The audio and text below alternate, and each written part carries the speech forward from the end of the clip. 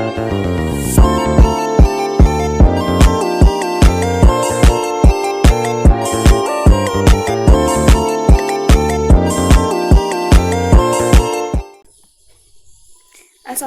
warahmatullahi wabarakatuh. Saya Putri Wahyuni dengan NIM 104-192. Baiklah, video ini saya buat untuk memenuhi tugas mata kuliah analisis kebijakan dengan dosen pengampu Bapak I. Permana STMT. Baiklah, dalam video presentasi kali ini saya akan menjelaskan yaitu tentang prescribing preferred policies atau meresepkan kebijakan pilihan dan monitoring observed policy outcomes atau memantau hasil kebijakan yang diamati. Nah, selanjutnya untuk materi yang pertama yaitu meresepkan kebijakan pilihan. Nah, pembahasannya ialah yang pertama resep dalam analisis kebijakan, yang kedua ada kriteria resep kebijakan, yang ketiga pendekatan resep, dan yang keempat ada metode resep. Selanjutnya yang pertama, resep dalam analisis kebijakan. Metodologi resep mengubah informasi tentang hasil kebijakan yang diharapkan menjadi informasi tentang kebijakan yang diinginkan. Metode peresepan mengharuskan kita juga memiliki informasi tentang hasil mana yang lebih berharga dibandingkan hasil lainnya. Oleh karena itu, resep pada dasarnya bersifat normatif dan berkaitan erat dengan masalah etika dan moral. Nah, ada itu advokasi resep dan kebijakan. Permasalahan kebijakan memerlukan resep yang dapat menjawab pertanyaan. Nah, pertanyaan tentang tindakan yang benar melibatkan klaim advokatif yang memiliki beberapa karakteristik, diantaranya yang pertama, klaim advokatif fokus pada alternatif yang dapat ditindaklanjuti untuk menyelesaikan masalah kebijakan. Yang kedua, calon, yaitu tuntutan advokatif bersifat prospektif atau terjadi sebelum tindakan diambil. Dan yang ketiga, klaim advokasi sangat bergantung terhadap fakta dan nilai.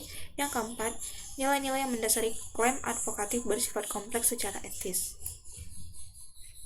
Selanjutnya, ada advokasi berganda, yang merupakan pendekatan terhadap penataan masalah dan pemecahan masalah. Advokasi berganda ini cenderung tidak mengarah pada jebakan advokasi yang berlebihan, yaitu jebakan yang menghasilkan solusi yang salah karena para analis telah mendefinisikan masalah yang salah dan solusi yang salah. Nah, selanjutnya yang B ada model pilihan sederhana. Klaim advokatif diperlukan ketika analis menghadapi pilihan antara dua atau lebih alternatif. Nah, dalam istilah yang paling sederhana, pilihan adalah suatu proses penalaran yang melibatkan tiga proses yang saling terkait. Yang pertama, definisi masalah yang memerlukan tindakan. Yang kedua, perbandingan konsekuensi dari dua atau lebih alternatif yang dapat menyelesaikan masalah. Dan yang ketiga, penetapan alternatif yang akan menghasilkan hasil yang diinginkan. Nah, selanjutnya, ada keuntungan dan kelemahan model pilihan sederhana. Yang pertama, untuk keuntungannya, model sederhana ini memiliki keuntungan dalam menunjukkan bahwa premis faktual dan nilai hadir dalam semua situasi pilihan. Sedangkan untuk kelemahannya itu adalah mengaburkan kompleksitas pilihan. Misalnya, pertimbangan kondisi yang harus ada agar model pilihan ini valid. Yang pertama, yaitu pengambil keputusannya tunggal. Yang kedua, hasil pilihan harus diketahui dengan pasti. Dan yang ketiga, hasil dari suatu tindakan harus segera terjadi. Nah, yang C, ada model pilihan yang kompleks. Untuk model pilihan yang kompleks ini, di mana tidak mungkin untuk secara konsisten mengurutkan alternatif. Bersifat intransitif, pilihan intransitif ini biasanya melibatkan berbagai tujuan yang saling bertentangan dan harus dikontraskan dengan situasi yang melibatkan pilihan transitif. Apa itu pilihan transitif? Pilihan transitif adalah pilihan di mana alternatif-alternatif dapat diberi peringkat secara konsisten. Nah, selanjutnya ada yang keempat itu D, bentuk rasionalitas. Adapun bentuk rasionalitas, pilihan rasional sering didefinisikan sebagai pilihan yang memaksimalkan utilitas individu. Yang kedua, teori pilihan yang masuk akal, di mana orang memilih alternatif karena mereka mempunyai alasan dalam memilihnya daripada berasumsi bahwa orang yang membuat pilihan yang memaksimalkan utilitasnya akan lebih berguna jika memikirkan pilihan yang memaksimalkan utilitasnya karena alasan yang berbeda. Nah, adapun bentuk rasionalitas, yaitu yang pertama rasionalitas teknis.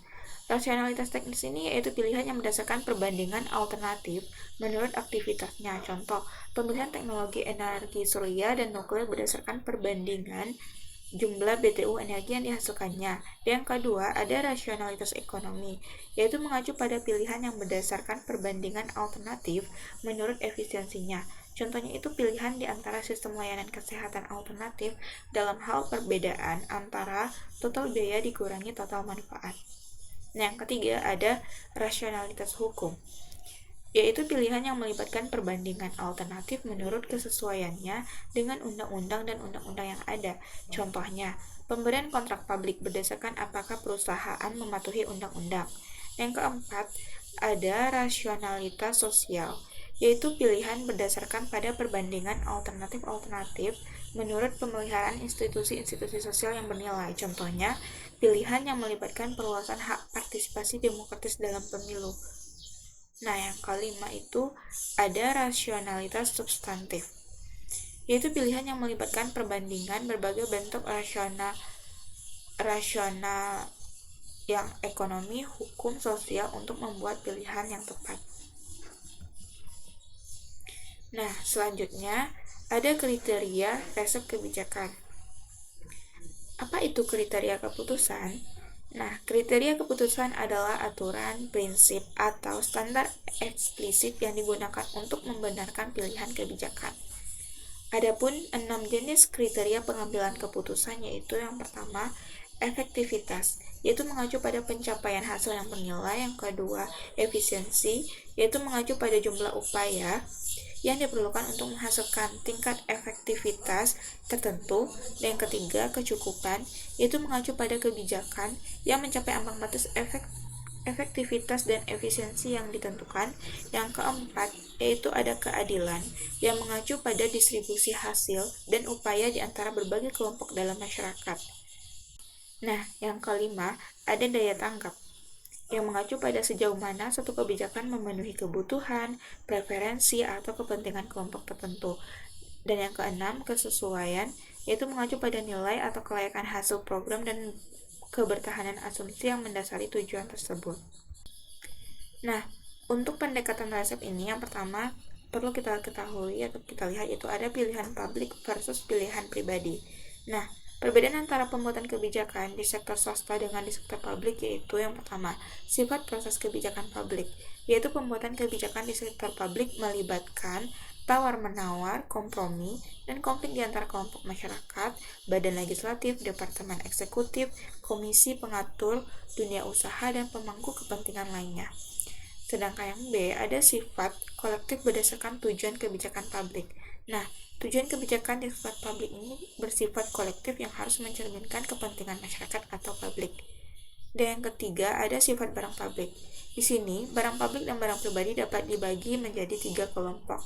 Yang pertama ada barang spesifik yang bersifat eksklusif, yang kedua barang kolektif yang bersifat non-eksklusif, dan yang ketiga barang kuasi kolektif, yaitu barang tertentu yang produksinya mempunyai dampak limpahan yang signifikan bagi masyarakat.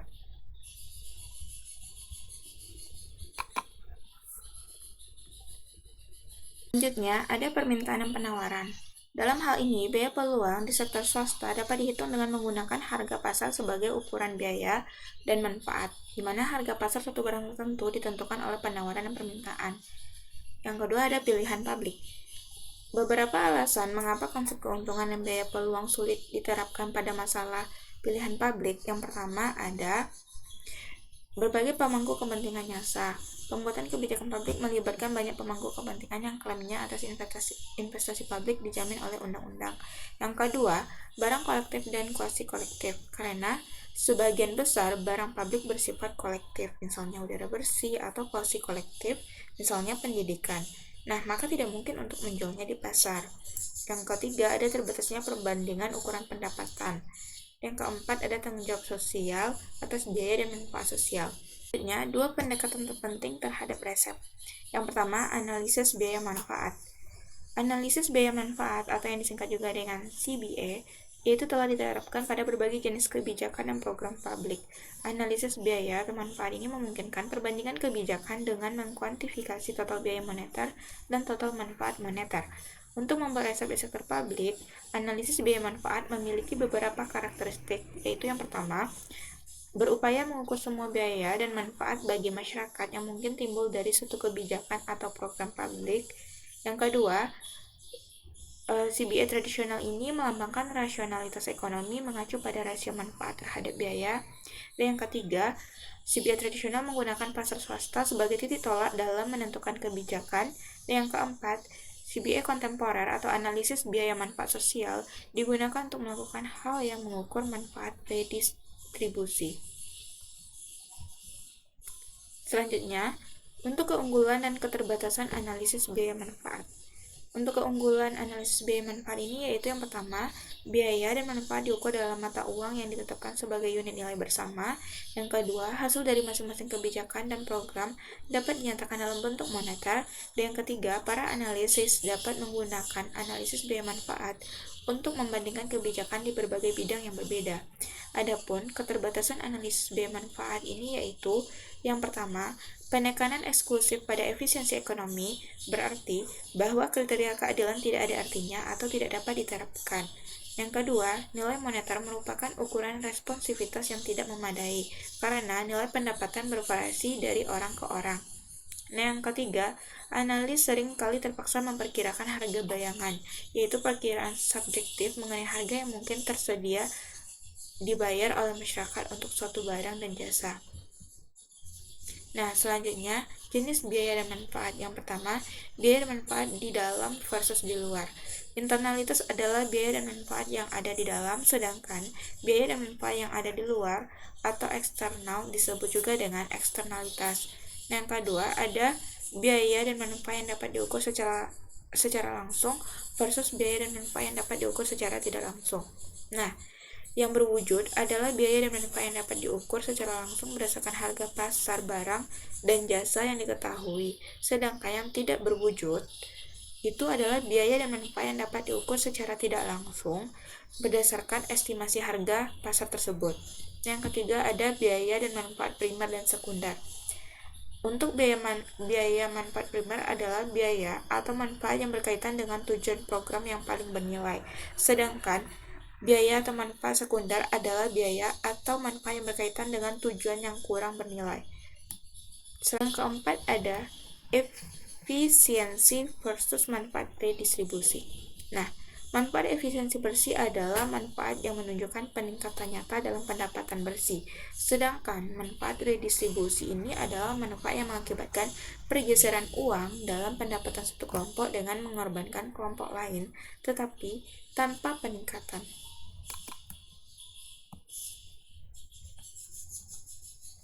Nah, selanjutnya, tugas dalam analisis biaya manfaat. Nah, yang pertama, ada penataan masalah, yaitu perumusan meta masalah dengan menentukan batasan tujuan, sasaran, alternatif, serta kriteria kelompok sasaran biaya dan manfaat.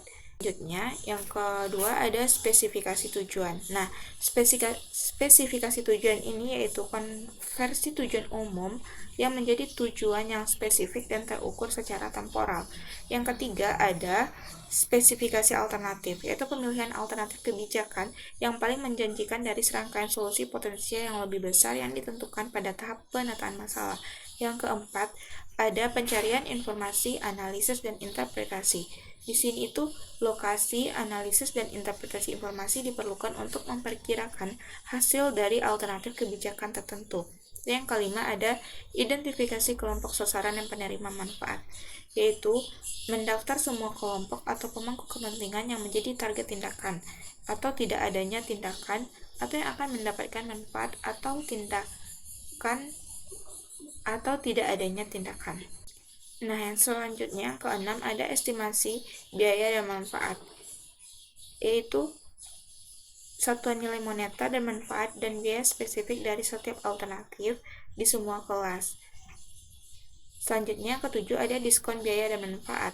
Diskon biaya dan manfaat adalah konversi biaya dan manfaat moneter menjadi nilai sekarang berdasarkan faktor diskonto tertentu.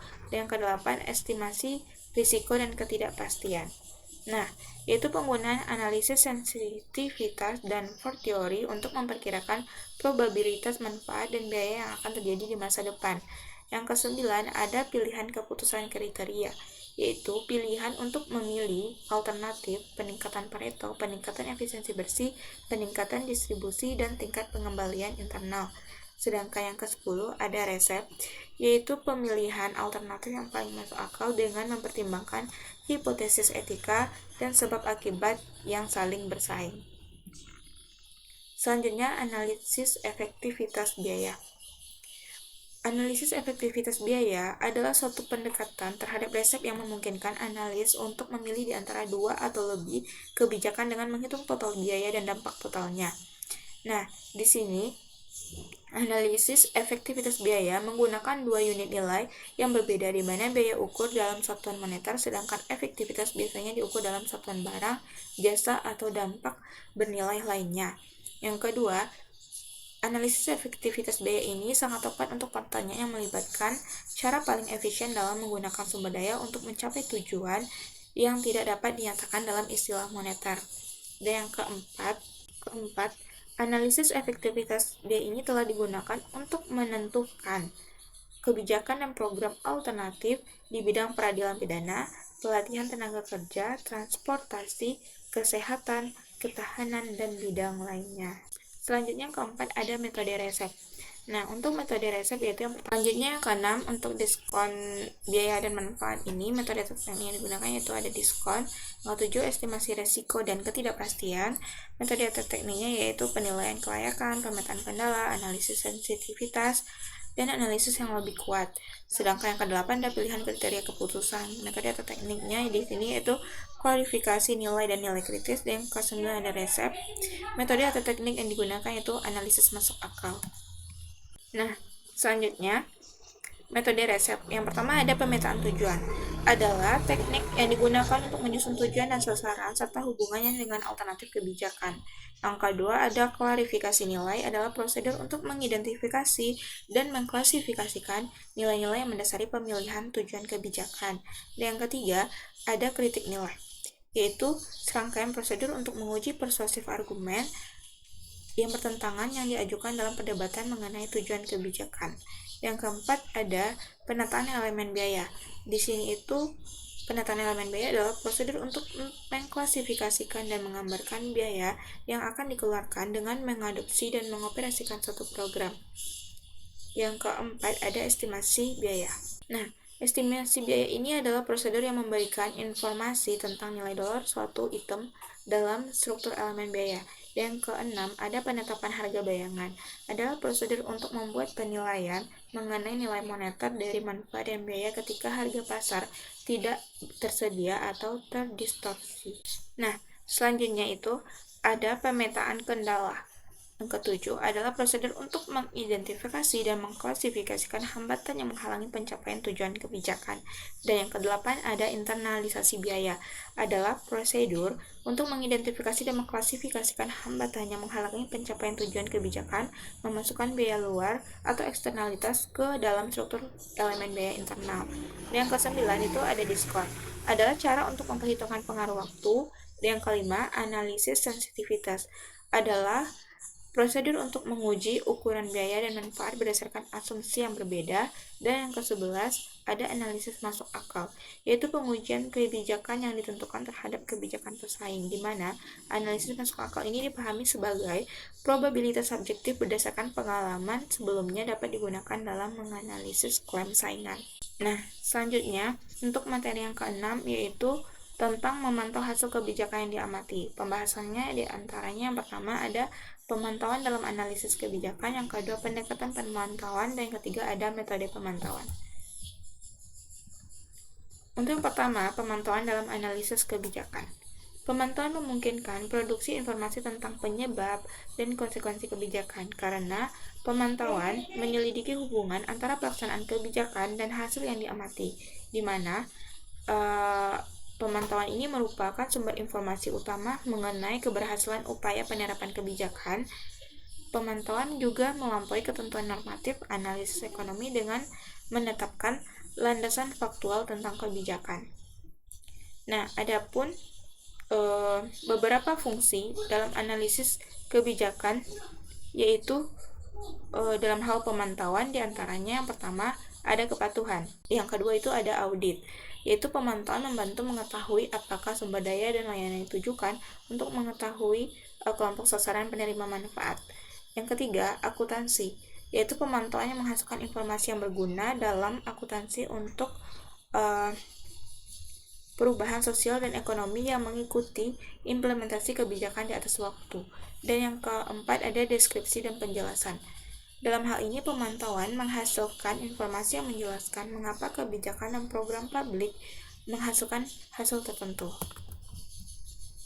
Nah, selanjutnya yang pertama ada sumber informasi. Nah, yang pertama itu untuk memantau kebijakan, kita memerlukan informasi yang relevan, andal, dan valid. Yang kedua, informasi ini diperoleh melalui pemantauan juga harus dapat diandalkan, yang berarti bahwa observasi harus cukup tepat, dapat diandalkan, dan konsisten secara internal. Yang kedua, ada dua jenis informasi, yaitu makro negatif dan mikro positif. Selanjutnya, ketika data dan jenis informasi lainnya tidak tersedia dari sumber yang ada, pemantauan dapat dilakukan dengan beberapa kombinasi kuesioner, wawancara, observasi lapangan, dan penggunaan catatan lembaga. Nah, selanjutnya yang B-nya itu ada sebab dan akibat yang relevan dengan kebijakan. Dalam hal ini, mekanisme penyebab yaitu yang pertama, ada masukan kebijakan, adalah sumber daya manusia dan material waktu, uang, personel, persediaan, teknologi digunakan untuk menghasilkan kegiatan, keluaran, hasil, dan dampak. Yang kedua, selanjutnya, setelah masukan itu ada kegiatan kebijakan. Di sini itu merupakan fungsi perencanaan, administrasi, penelitian, dan pengembangan, penganggaran, sumber daya manusia, dan pelatihan yang dilakukan untuk menghasilkan keluaran, hasil, dan dampak. Selanjutnya ada keluaran. Selanjutnya hasil kebijakan adalah barang, jasa, dan sumber daya yang benar-benar diterima oleh sasaran yang penerima manfaat sebagai dampak dari kebijakan atau program. Dan yang kelima itu ada dampak kebijakan, adalah perubahan pengetahuan, sikap, atau perilaku jangka panjang yang dihasilkan dari kebijakan. Selanjutnya yang C, ada definisi dan indikator. Untuk keberhasilan dalam memperoleh, menganalisis, dan menafsirkan data mengenai hasil-hasil kebijakan bergantung pada kapasitas untuk menyusun langkah-langkah yang andal dan valid. Cara untuk menyusun pengukuran adalah memulai dengan menentukan konstruksi dan variabel yang ingin kita pantau, yang mana sebuah konstruksi adalah konsep yang didefinisikan untuk tujuan penyelidikan sosial dan kebijakan. Nah, dalam definisi operasionalnya yang mengikuti definisi konstitutif menjelaskan operasi yang diperlukan untuk mengamati dan mengukur konstruk yang ditentukan secara konstitutif. Selanjutnya, pendekatan yang kedua, pendekatan pemantauan. Pendekatan ini dapat dilihat dari dua sifat utama, yaitu jenis kontrol. Dalam hal ini, pendekatan pemantauan berbeda dalam hal kontrol yang dilakukan terhadap masukan, kegiatan, dan keluaran kebijakan dan program. Yang kedua ada jenis informasi yang dibutuhkan. Pemantauan memiliki beberapa pendekatan yang dapat diidentifikasi. Yang pertama ada akuntansi sistem sosial, yang kedua audit sosial, yang ketiga eksperimen kebijakan, yang keempat sintesis penelitian dan praktik, dan yang kelima tinjauan sistematis dan meta-analisis. Dari 6 pendekatan tersebut memiliki ciri-ciri umum lainnya, yaitu yang pertama, kebijakan berkaitan dengan pemantauan hasil dan dampak yang relevan dengan kebijakan. Yang kedua, berfokus pada tujuan. Artinya, hasil kebijakan dipantau karena diyakini dapat meningkatkan kepuasan sejumlah kebutuhan, nilai, atau peluang, yaitu hasil yang dipandang sebagai cara untuk menyelesaikan masalah kebijakan. Yang ketiga ada berorientasi pada perubahan, dan yang keempat setiap pendekatan berkaitan dengan ukuran objektif dan subjektif dari tindakan dan hasil kebijakan. Selanjutnya, apa saja sih pendekatan pemantauan? Nah, untuk pendekatan pemantauan ini sendiri ada beberapa, yaitu yang pertama akuntansi sistem sosial, yaitu suatu pendekatan dan serangkaian metode yang memungkinkan analis memantau perubahan kondisi sosial objektif dan subjektif dari waktu ke waktu. Sedangkan yang kedua ada eksperimen kebijakan, yaitu proses memanipulasi kebijakan dan program secara sistematis sedemikian rupa sehingga memungkinkan adanya jawaban yang tepat terhadap pertanyaan tentang sumber perubahan hasil kebijakan. Dan yang keempat ada pendekatan pemantauan, yaitu sintesis penelitian dan praktek, yaitu metode pemantauan yang melibatkan kompilasi sistematis, perbandingan, dan penilaian terhadap hasil upaya masa lalu dalam melaksanakan kebijakan atau program. Yang kelima ada tinjauan sistematis dan meta-analisis, yaitu metodologi evaluasi yang merangkum bukti terbaik yang bersedia mengenai pertanyaan spesifik dengan menggunakan prosedur standar untuk mengidentifikasi, menilai, dan mensintesis temuan penelitian yang relevan dengan kebijakan. Nah, yang ketiga itu ada audit sosial. Sosial ini secara eksplisit memantau hubungan antara masukan, kegiatan, keluaran, hasil, dan dampak dalam upaya menelusuri masukan kebijakan. Dari titik di mana masukan tersebut disalurkan hingga ke titik di mana masukan tersebut dialami oleh penerima sumber daya tersebut.